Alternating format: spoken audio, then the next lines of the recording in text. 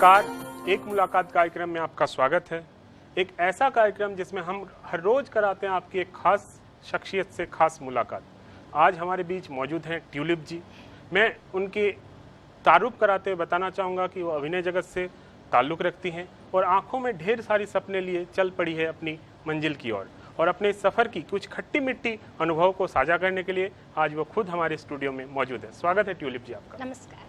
सबसे पहला सवाल जी, कैरियर के लिए आपने अभिनय जगत को ही क्यों चुना? अगर मैं आपको सच बताऊं तो बचपन से ही ना एक कहते हैं ना एक कीड़ा एक्टिंग का, वो बचपन से ही था। हमेशा मुझे आज भी याद है, मैं बहुत छोटी थी, माँ के दुपट्टे को साड़ी की तरह पहन लेती थी। उनकी हीलों में पैर तो अटते नहीं थे, छोटे छोटे पैर होते थे, और पंखा चला के बाल उड़ाते हुए शीशे के सामने गुनगुनाती थी, नाचती थी।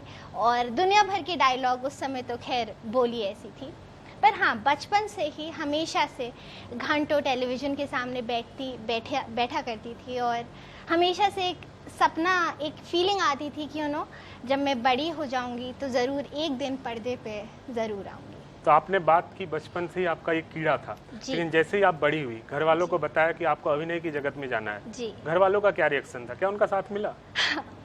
मतलब इस केस में ना मैं कहूँगी कि मैं इस दुनिया की सबसे लकी लड़की हूँ। मतलब मेरे पेरेंट्स इतने सपोर्टिव रहे हैं। मतलब कोई भी फील्ड हो, अगर एक्टिंग भी नहीं होता, कल को कुछ और भी होता, आई एम 101% श्योर कि मॉम एंड डैड वहाँ पे हमेशा एक पिलर की तरह मेरे साथ रहते।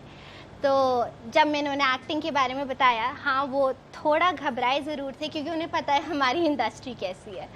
पर उन्होंने वही कहा, बेटा अगर आपने सपना देखा है तो बेशक आगे बढ़िए।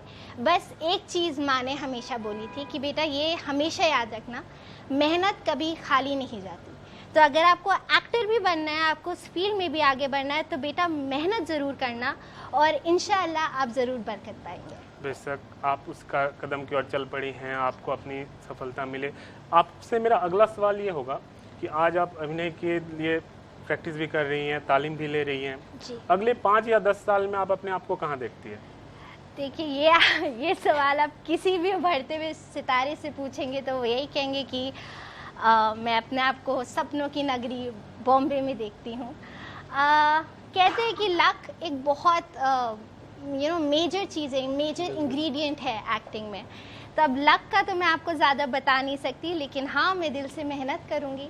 मैं श्योरली बॉम्बे जाऊँगी, अपनी किस्मत को आजमाऊंगी, मेहनत करूंगी, और अगर खुदा ने चाहा तो बिल्कुल आप मुझे पर्दे पे ज़रूर। जी बिल्कुल, हम भी देखना चाहेंगे। और बॉलीवुड में इन दिनों कुछ नकारात्मक खबरें भी आई है, चाहे वो ड्रग्स का मामला हो, चाहे वो नेपोटिज्म का मामला। जी, तो इस पर आपका क्या टेक है? अगर मैं आपको पर्सनली बताऊं तो मैं नेपोटिज्म को या ड्रग्स को, दोनों चीज़ों से बिल्कुल उनके खिलाफ हूँ। नेपोटिज्म में मुझे ऐसा लगता है कि आपके पास एक बड़ा नाम है, आपके टैलेंट को परखा नहीं जाता, देखा नहीं जाता कि आपका उच्चारण साफ है या आपको फॉर दैट मैटर एक्टिंग आती भी है। बस आप एक खान या एक कपूर से जुड़ जाते हैं और आपको बहुत ही आसानी से एक बना बनाया रास्ता मिल जाता है। और हम जैसे लोग जो एक छोटे गांव से आते हैं या एक छोटे शहर से आते हैं, अगर आप हमसे पूछे तो हमें मतलब इतनी मेहनत करनी पड़ती है, मैं आपको बता भी नहीं सकती कि रास्ते में कितने कांटे आते हैं और हमें किन किन चीज़ों के थ्रू जाना पड़ता है सिर्फ एक ऑडिशन तक पहुंचने के लिए, सिर्फ उनको ये बताने के लिए कि जी मेरा नाम ट्यूलिप फजल है, मैं एक शख्स हूँ और हाँ मैं इस दुनिया में एग्जिस्ट करती हूँ। तो कंपैरिजन अगर आप बहुत करें तो उन लोगों को इतनी आसानी से वो चीज़ें मिल जाती है जो हम जैसे लोगों को सिर्फ देखने के लिए बहुत कड़ी मेहनत करनी पड़ती है। तो आपने बताया, तो यहाँ पे हमारे दर्शक ये भी जानना चाहेंगे, क्या आपके परिवार से पहले भी कोई अभिनय जगत से रहे हैं? क्या पहली हैं?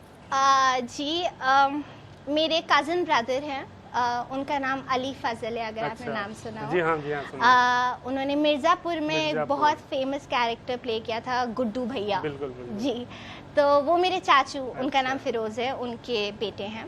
एंड बहुत ही मिलनसार, बहुत ही फ्रेंडली एटीट्यूड वो रखते हैं।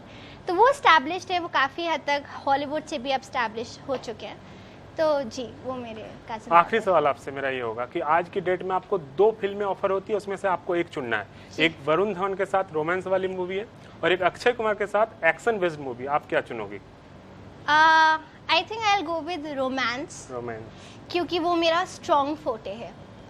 एक्शन में क्योंकि मैं अगर एक मूवी में आऊँगी तो भले ही एक्टर कैसा भी हो, स्टोरी लाइन कैसी भी हो, I would like to do justice to my character. And action में मुझे नहीं लगता कि मैं उतने अच्छे से स्क्रीन पे दिख पाऊँगी। Romance whereas on the other hand मेरा फील्ड है, रोमांस की मतलब मैं नींव समझती हूँ। तो हाँ, I will go with Varun Dhawan and romance. जी बिल्कुल। जाते जाते जी ऐसे कलाकार जो आपकी तरह सपने देख रहे हैं, छोटे छोटे गाँव में सपने देखने, बड़े कलाकार होने का, मुंबई जाने का, उनको अगर आप कुछ संदेश देना चाहे तो? बस यही कि सपने देखना कभी भी ना छोड़ें। आपको लगता होगा कि बॉम्बे बहुत दूर है, बहुत मक्कारी है उस शहर में, बहुत मुश्किल है, लेकिन मुश्किल ऐसा कुछ भी नहीं है। अगर आप मेहनत करेंगे तो आपको फल ज़रूर मिलेगा। जैसा मेरी माँ कहती है, बेटा मेहनत करो, इंशाल्लाह तुमको उसका फल ज़रूर मिलेगा। सपने मत देखना। बहुत बहुत धन्यवाद क्यूलिप जी, आप स्टूडियो में आई, इतनी सारी बातें की। बहुत बहुत धन्यवाद आप सबों का भी। तो क्यूलिप जी की बातें सुनकर मुझे 4 लाइन आपको मैं जरूर कहना चाहूँगा कि यूं ही नहीं मिलती राही को मंजिल, एक अलग सा दिल में जगाना पड़ता है।